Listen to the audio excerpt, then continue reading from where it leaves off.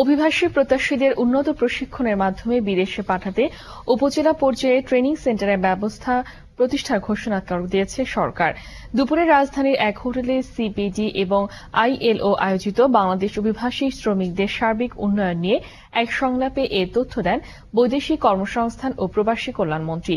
এর আগে রিক্রুটিং এজেন্সিকে শ্রমিক পাঠানোর ক্ষেত্রে একটি কাঠামো ঠিক করে দিতে বাংলাদেশ সরকারকে পরামর্শ দিল বিশ্বব্যাংক। বিস্তারিত ইকরাম হোসেনের রিপোর্টে। আর্থিক অন্তর্ভুক্তি ও সামাজিক সুরক্ষার মাধ্যমে অভিবাসীদের উন্নয়নে সিপিডির পক্ষ থেকে করা এক গবেষণায় বলা হয়, শ্রমিকদের সার্বিক পরিস্থিতির সঙ্গে খাপ খাওয়াতে প্রতিষ্ঠান বা রাষ্ট্রীয় পর্যায়ে কোনো কর্মশালা হয় না। How we can help them, what type of credit programs they need, what type of social security programs they need. সচেতনতা সৃষ্টি এবং রিক্রুটিং এজেন্সির অতিমুনাফা ও অসততা লাগাম টেনে ধরতে সরকারকে পরামর্শ দেয় বিশ্বব্যাংক। Less educated and unskilled workers are the ones who go through this middleman to migrate.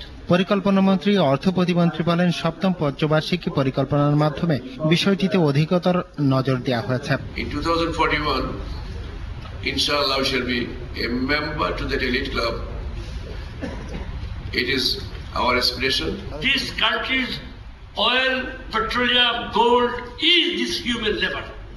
Whatever we have done until now from the work of raw human labor, these millions of 500,000 people at this moment working abroad, these are the real producers of wealth for this country. বৈদেশিক কর্মসংস্থান ও প্রবাসী কল্যাণ প্রতিমন্ত্রী অভিবাসীদের জন্য নেওয়া সরকারের বিভিন্ন পদক্ষেপ তুলে ধরেন। আমরা ইন্স্যুরেন্স পলিসিটা ইন্ট্রোডিউস করতেছি এবং এটা আমি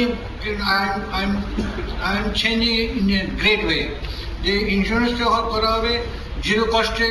যদি এটা হয় জিরো কস্টে আমরা মাইগ্রেশনটা করে ফেলতে পারবো। আরটা যেটা বলেছে সেটা আমার পয়েন্ট নয়। ইকরাম হোসেন, RTV, ঢাকা। নারায়ণগঞ্জে সড়ক দুর্ঘটনায় চালক